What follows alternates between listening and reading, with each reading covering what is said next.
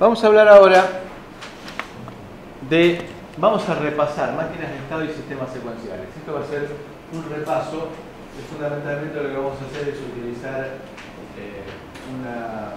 marcar una metodología que vamos a proponer nosotros para este curso. El tema de máquinas de estado es un tema bastante antiguo y que lo que busca es poder describir adecuadamente la implementación de sistemas secuenciales por un método que sea fácilmente verificable y que aparte nos permita generar el código. Nosotros vamos a utilizar una herramienta libre que nos va a permitir entrar nuestro proyecto a nivel de diagrama de estados, analizar las transiciones para ver en una simulación si se cumple con lo que nosotros esperamos y luego poder desde allí, una vez que fijamos la idea de nuestro secuencial, generar directamente código para que nosotros, por ejemplo, después lo podamos entrar en nuestro compilador y generar nuestro programa objeto.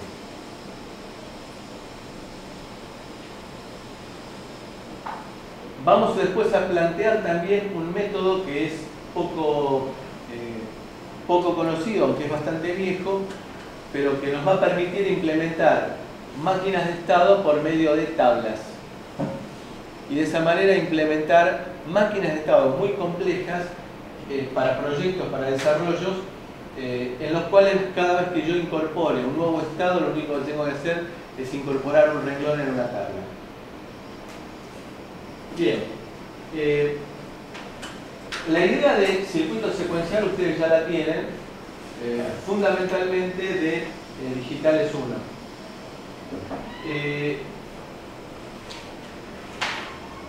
El criterio de diseño ha sido de buscar minimizar la máquina de estados, porque al minimizar la máquina de estados minimizamos componentes.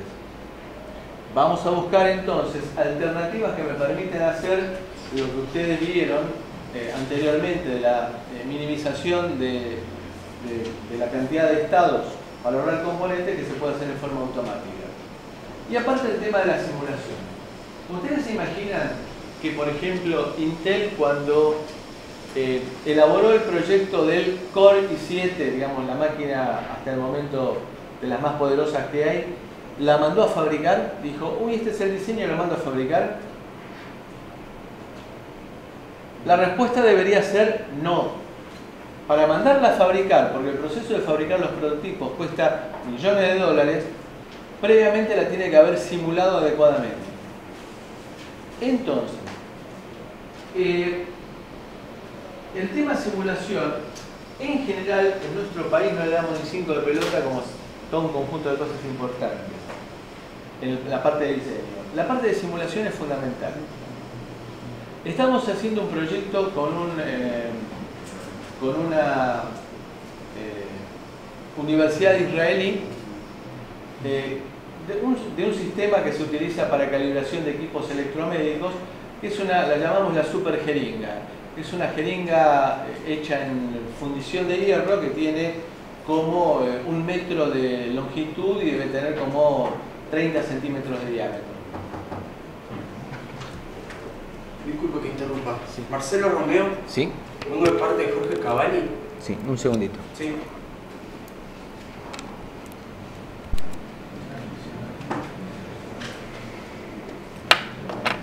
Decía entonces que lo primero que nos pidió para encarar el control de ese pistón está basado en los pistones que utilizan para levantar los autos. ¿Vieron en los sistemas, en los talleres mecánicos que levantan el auto para poder verlo de la parte de abajo? Bueno, se basa en eso, se imaginan el volumen que tiene. Lo primero que nos pidió la gente israelí es hacer una simulación. Claro, la realidad nuestra es bastante distinta. Nosotros fuimos al tipo que fabrica los pistones para los talleres mecánicos, es decir, nosotros queremos un pistón para comprimir aire. El tipo se nos quedó mirando y dice, ¿para qué comprimir aire? Bueno, era es para la calibración de instrumental electromédico. Y lo que nos hizo es un coso. Entonces, para la simulación, nosotros teníamos que tener todo un montón de parámetros que no teníamos, que no tenemos, y que no se los podemos pedir al fabricante porque el fabricante no los conoce.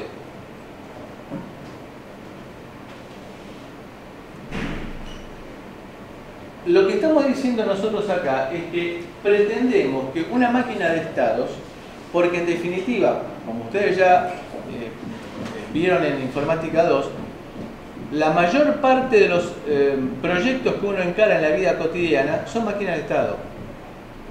Desde un teléfono en el cual, una central telefónica en la cual yo quiero bloquear el 0 como primer dígito, o quiero bloquear el 15 como primeros dígitos, pero no los quiero bloquear en el resto de los números. Bien, es un sistema secuencial. Quiero bloquear el 0 cuando es el primer dígito. Entonces, en mi diagrama de estado, después del reset, digo, si el primer dígito es 0, pum, hacer sonar las alarmas, que salga un martillo y le golpee los dedos al que quiera hacer un llamado a larga distancia. Lo que estamos nosotros proponiendo entonces es elaborar un método que sea sistemático, que nos permita simular el sistema secuencial antes de implementarlo. Y que cuando la simulación me da que el funcionamiento es como yo pretendo, en ese momento generar el código para implementarlo. Normalmente lo que hago es generar código en C para que después lo compilo para llevarlo al microcontrolador que a mí se me ocurra. Bueno, vamos a ver algunos criterios de diseño y vamos a terminar planteando ejercicios como para que vean qué tipo de cosas queremos nosotros proponer, y después en la parte práctica vamos a utilizar una herramienta que cumple con estas funciones que estoy diciendo. La máquina de estado es algo bastante viejo, es un modelo matemático que lo utilizamos no solamente los electrónicos, sino se emplea en un montonazo de ramas de la ingeniería y de la técnica, y no solamente para aplicaciones en el mundo ingenieril, ¿no? Sino que tiene un montón de otros rubros en los cuales se aplica. Nos permite a nosotros, las máquinas de estado, demostrar, poner en claro aspectos dinámicos que no sería posible, de todo el sistema, del comportamiento de todo el sistema, que no sería posible demostrar de otra manera. Con lo cual, de acuerdo con la rama científica en la cual se quiere aplicar, las máquinas de estado tienen distintos nombres. Bueno, nosotros, máquina de estado o state chart, son equivalentes. Para la gente de ingeniería de la informática la suelen llamar FSM, Finite State Machine, y también extendida, con otras alternativas que son máquina de estado finita, parcial o completa, temporizadas, máquinas de estado finitas temporizadas, determinísticas o no determinísticas, autómata. Esto lo utiliza mucho en teoría de los lenguajes. Por ejemplo, una máquina de estados se utiliza normalmente para manejar el teclado de una computadora. El sistema operativo tiene una máquina de estados, en realidad lo que vamos a ver al final, un parser, pero es una máquina de estados en definitiva, que se encarga de leer lo que uno está escribiendo. Y en base a eso, realizar algún tipo de acción. Análogamente, el corrector ortográfico de nuestro procesador de texto es una máquina de estados. En nuestro teléfono también tenemos en el teclado predictivo una máquina de estados que va leyendo las teclas que voy ingresando y en base a eso me propone alguna alternativa para completar la frase. Entonces, en teoría de lenguajes se utiliza, también se lo llama autómata temporizado o autómatas de entrada y salida. Son distintos nombres para lo mismo.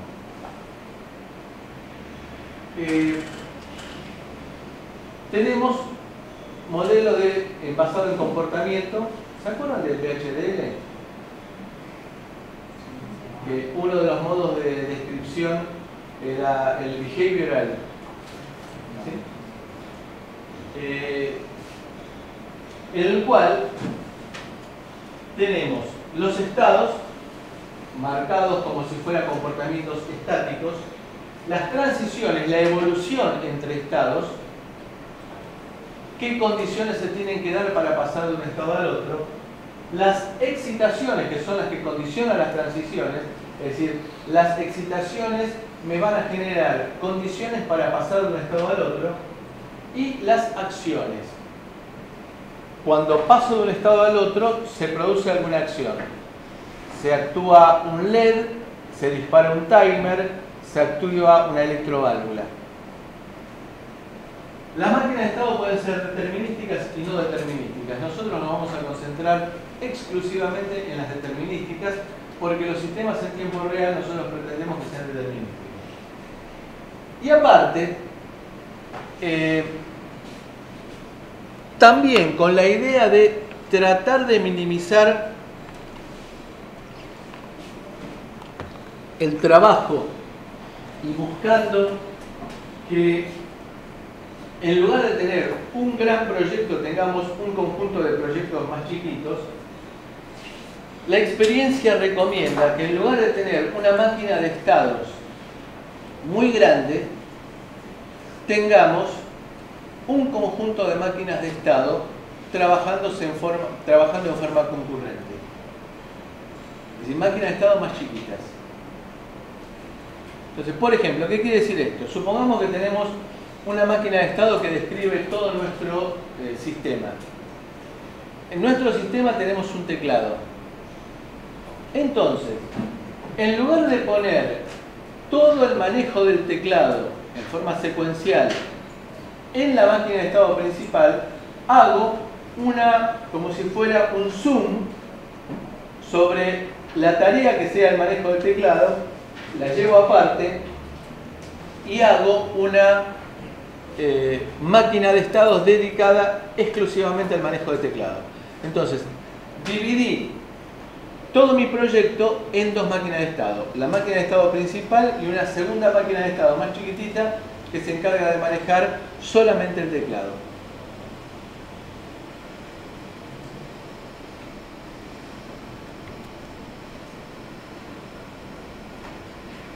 ¿Para qué sirve la máquina de estado? En primer lugar, para manejar formalmente sistemas de control en tiempo real, que es lo que a nosotros más nos importa, y después todo un conjunto de alternativas de las cuales podemos incorporar también protocolos. Y protocolos, por ejemplo, un protocolo de comunicación en el cual en el primer campo de datos me viene la identificación de a dónde va dirigido ese paquete de datos. En el segundo paquete de datos me va identificado quién lo generó. Y después vendrán los datos. Bueno, ahí también tengo un sistema secuencial en el cual tengo que leer en primer lugar a dónde va ese paquete de datos como para ir preparando todo el ruteo y saber cuál es el camino a seguir. Es una máquina de estados la que se encarga de analizar los protocolos fundamentalmente de transferencia de datos. Análisis lexicográfico y gramatical, lo que mencionamos antes, de las aplicaciones que se encargan de manejar lo que estamos ingresando por teclado para hacernos sugerencias o correcciones.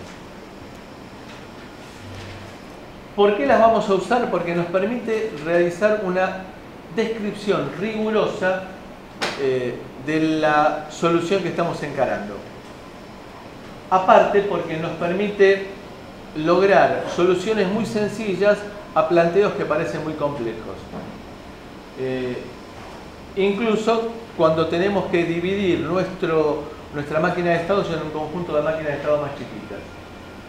Por otro lado, nos permite generar código en forma directa, empleando máquinas de estado, y aparte porque se facilita el diseño y la implementación de esas máquinas de estado.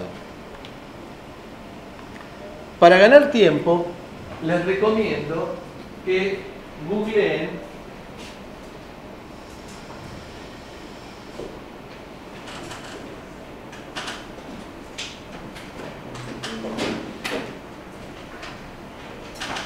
Jack Hindu, que es un software que se encarga de hacer el análisis y la simulación y la generación de código, y se van a encontrar con un conjunto de tutoriales en la propia página del generador, del fabricante, que son muy adecuados como introductorios.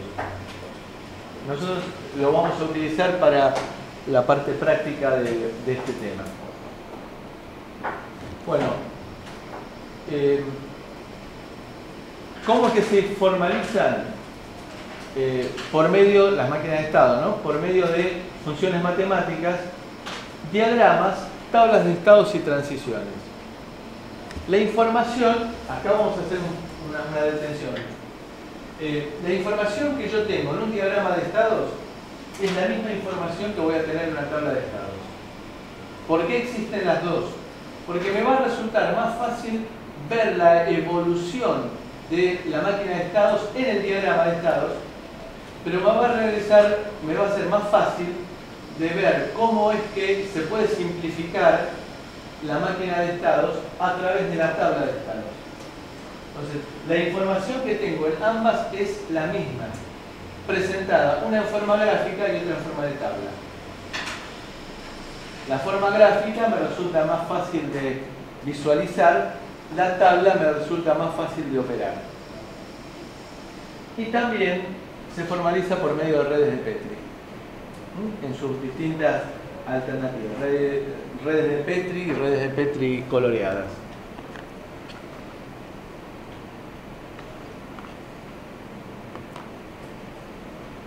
Me permiten también minimizar estados. Vamos a ver ahora un ejemplo de la minimización de estados.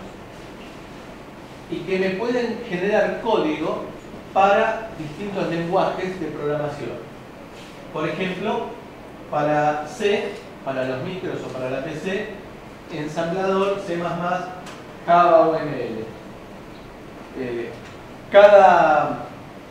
En el momento en el cual uno encara el entorno del desarrollo, decide sobre qué lenguaje de salida voy a trabajar, por ejemplo, sobre qué lenguaje voy a generar código para después compilar dentro de mi proyecto.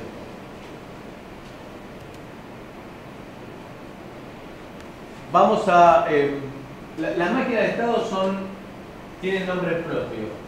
Multimili, de acuerdo a qué le demos preponderancia, a las excitaciones a los estados, y Turing y Markov para los sistemas estocásticos que trabajan fundamentalmente la parte de comunicaciones.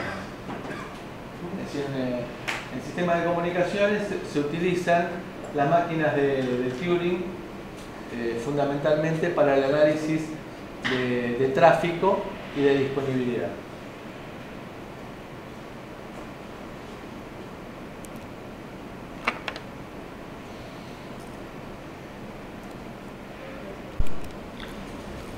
Vamos a, como repaso, utilizar un ejemplo de Digitales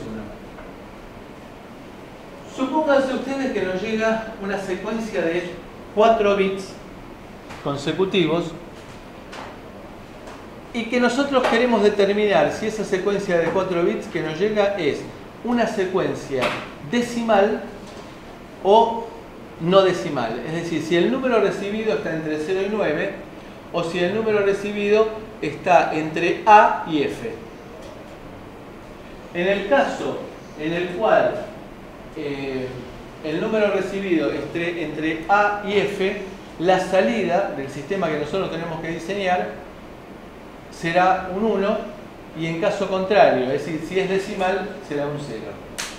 Pero para hacerlo más interesante, hacemos que el primer bit que llegue sea el menos significativo y que tengamos que esperar eventualmente hasta el último bit para saber si el número es entre 0 y 9 o entre A y F. Entonces armamos nuestro diagrama de estados. Arrancamos del estado A, luego si el primer valor recibido es un 0, pasamos al estado B. Si el primer valor recibido pasamos al estado C, con salida en 0, porque se va a definir en el último bit si el número es decimal o no lo es. Luego, si estamos en estado B, si recibimos un 0 y luego recibimos un 0, pasamos al estado D. Si luego recibimos un 1, pasamos al estado E. Y ahora fíjense, si hemos recibido la secuencia 0, 0, 0, no tenemos que esperar hasta el cuarto bit. Ya sabemos que la cifra que nos va a llegar va a ser o 0 u 8. En ambos casos es decimal. ¿Está claro lo que digo?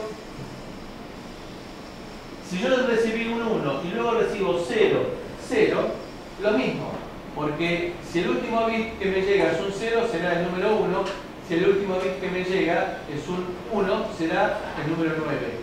En ambos casos decimal, no tengo que esperar al último bit, por eso es el don't care, el resultado me da que es decimal. Ahora bien, en cualquiera de las otras instancias tengo que esperar hasta el último bit. Si el último bit es un 0, el resultado es decimal. Si el bit más significativo es un 0, el resultado es decimal, con la salida en 0. Si el bit más significativo es un 1, la salida será un 1 porque significa que ha sido una representación de un número exclusivamente hexa. ¿Está bien? Se dan cuenta que el diagrama de estados nos da toda la información que nosotros necesitamos para describir el funcionamiento de nuestro producto. Ahora bien, de acuerdo con esto, ¿cuántos estados tenemos? 1, 2, 3, 4, 5, 6, 7, 8, 9. Con 9 estados, ¿cuántos flip-flops necesito?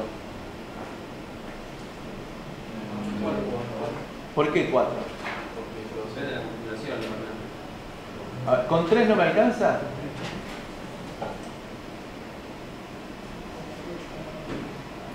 No, porque tenés 8 estados. Con 3 flip-flops puedo llegar a tener 8 estados. Es decir, por el hecho de tener 9, necesito 4 flip-flops. Entonces, fíjense que en este caso me resulta muy interesante la idea de tratar de minimizar para eliminar algún estado, y de esa manera me ahorro un flip-flop. Acá, con la máquina de estados, con el diagrama de estados, perdón, que me representa muy claramente la evolución de mi proyecto, me resulta casi imposible, hasta obtener una buena práctica, en minimizar el conjunto en base a al diagrama de estados. ¿Qué hago? Paso ahora a la tabla de estados y excitaciones, en la cual tengo la misma información. Tengo los estados, tengo la variable de entrada y igual a 0, tengo la variable de entrada y igual a 1, a qué estado paso y cuánto vale la variable de salida. Es la misma información que tenía en la tabla de estados que en el diagrama de estados. ¿De acuerdo? Ahora bien, mirando la tabla de estados, veo que hay estados que evolucionan hacia los mismos, lo cual voy a llamar yo que son estados homólogos. A ver, por ejemplo, el estado D evoluciona con y igual a 0 a h, o ahí con y igual a 1. Y veo que el estado F hace lo mismo, con la misma variable de salida, con el mismo valor en la variable de salida. Entonces digo que D y F son homólogos. Y a su vez me pasa lo mismo con E y G. Los dos son homólogos. ¿Qué puedo hacer entonces? Los puedo fusionar. El hecho de ser homólogos implica que tienen la misma evolución. Por lo tanto, los fusiono. Con lo cual, tengo una tabla de estados reducida, en la cual, en lugar del estado en lugar del estado G, pongo E, y en lugar del estado F, pongo D. Y me queda esta tabla. ¿Es importante lo que hice? ¿Por qué? Y entonces, pero aparte de porque fíjense, ¿cuántos estados tengo ahora? ¿Cuántos flip-flop necesito? Me ahorré un flip-flop. Ahora, ¿tengo aquí más estados homólogos? Me fijo y veo que B y C son homólogos. Con lo cual, tengo una tercera tabla de estados en la cual junto B y C en uno solo. Me quedaron 6 estados. No minimicé, digamos, no ahorré más flip-flops, pero tengo ahora solamente 6 estados. ¿Cómo sería la tabla, el diagrama de estados que corresponde ahora a esta tabla de estados? Que quede claro cuál fue el procedimiento. En base a lo que nos contaron que querían hacer en proyecto, generamos el diagrama de estados. Con el diagrama de estados obtuvimos la tabla de estados. Vimos cómo se podía llegar a minimizar y ahora vamos al diagrama de estados resultante de la tabla de estados minimizada. Contiene la misma información que el primer diagrama de estados, solamente que tiene menor cantidad de estados y acá nos aparecen varias X en las transiciones. Es decir que hemos juntado estados, entonces me queda el A, el B, el D y el E, el H y el I. Nada más. ¿Quedó claro lo que hice? Bueno, hasta acá es lo que a nosotros nos interesa.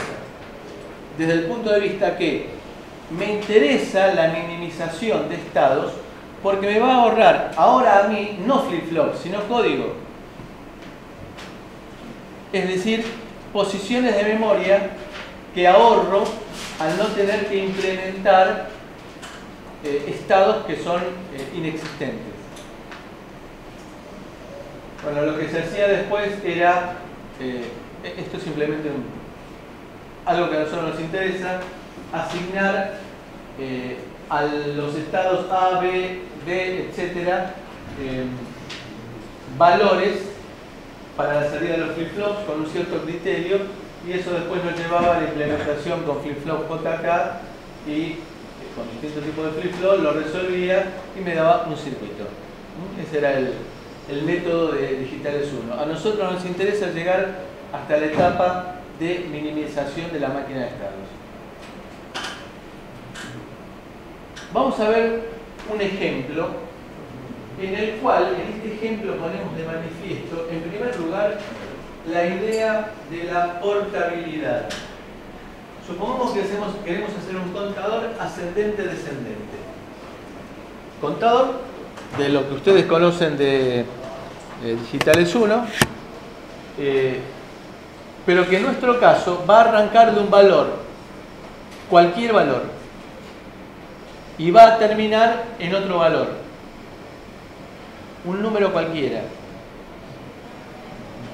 Y cuando llegó a ese número, el contador, que había sido creciente en un comienzo, comienza a decrecer hasta llegar al valor del cual arrancamos.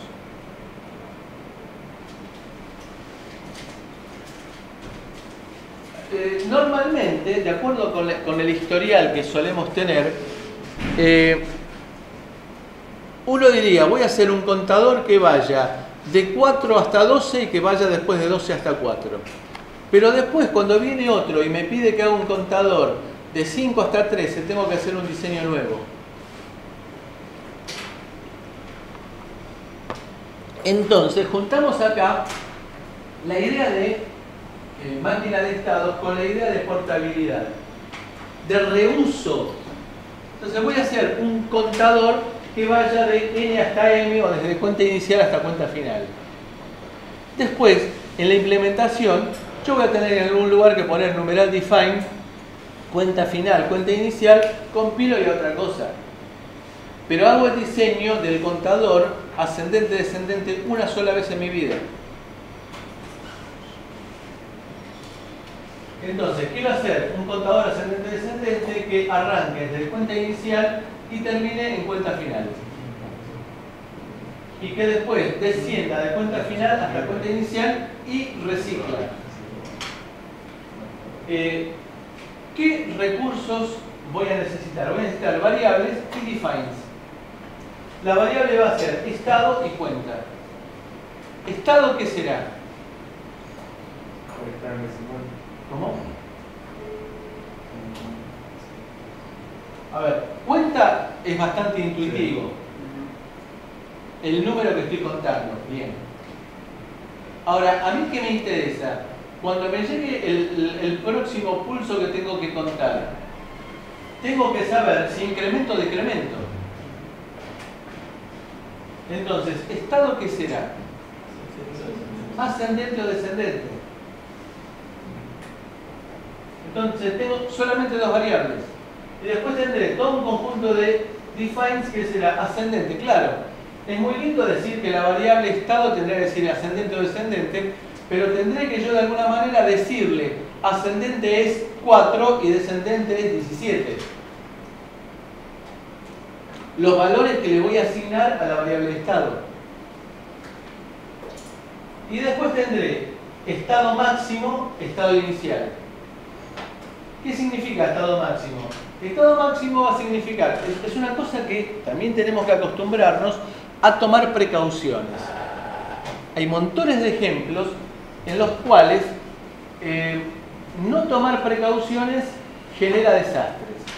Por ejemplo, un caso famoso hace muchos años de un caza, creo un F-16, que se estrelló porque el piloto perdió el control completo del avión y que, digamos, los mandos no respondían, el tipo se eyectó, se salvó, pero se perdieron millones de dólares en un avión que se estrelló, felizmente sin víctimas. ¿Cuál fue el problema? Después se detectó que, ya que una determinada condición no se iba a dar nunca, un if no le pusieron el else, porque total la condición del else no se iba a dar nunca. Lo cual es grave. Hubo casos similares de fallas en los albores de la informática puesta en la vida cotidiana. Hubo otro caso bastante conocido en Francia de pacientes enfermos de cáncer que murieron por exceso de radiación. Se colgó el sistema por no tomar precauciones, se colgó el sistema y ustedes saben que la radiación es irreversiblemente mortal. Es decir, no hay alternativa. Bueno, hay que tomar precauciones. Por ejemplo, supónganse que yo digo que estado ascendente es 2, descendente es 3. Estado máximo es 3. Entonces yo voy a preguntar, cuando pregunte por el valor de estado, antes de todo pregunto, ¿el estado es mayor que 3? Es una precaución. Es decir, el estado máximo ¿Se fue a los caños? La variable estado, ¿se fue a los caños? ¿Se sobreescribió por error? Por eso es que tomo la idea de estado máximo. Introduzco el concepto de seguridad. Estamos introduciendo el concepto de seguridad. Bueno, el estado inicial significa en qué valor arranca, si ascendente o descendente. Cuenta inicial, cuenta final. Es decir, los topes que van a decidir en qué momento es incrementándose, en qué momento es decrementándose. Todo esto lo voy a tomar con numeral define. Es decir, que la concepción es absolutamente modular. Voy a tomar el valor que se me ocurra de cuenta inicial, de cuenta final, recompilo y ya tengo mi contador ascendente-descendente para esta situación. Bueno, arrancamos. Vamos a bosquejar cuál es la metodología de simulación. Tengo dos estados, ascendente y descendente.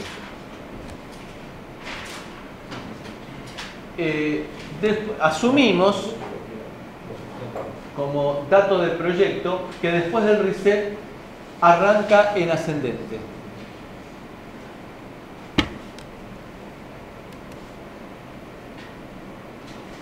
A medida que van llegando eventos a contar, pulsos por ejemplo, y mientras la cuenta sea menor que la cuenta final, cuenta es una variable que fue inicializada en el reset, después del reset, sea menor que cuenta final, que es un numeral define, incremento cuenta y me mantengo como ascendente. ¿Qué pasa cuando cuenta llega al valor cuenta final?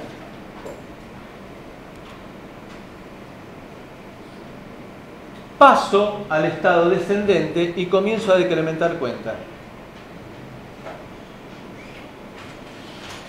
¿Hasta qué momento? Hasta el momento en el cual cuenta llegó a cuenta inicial. Cuando llegó a cuenta inicial pasa al estado ascendente.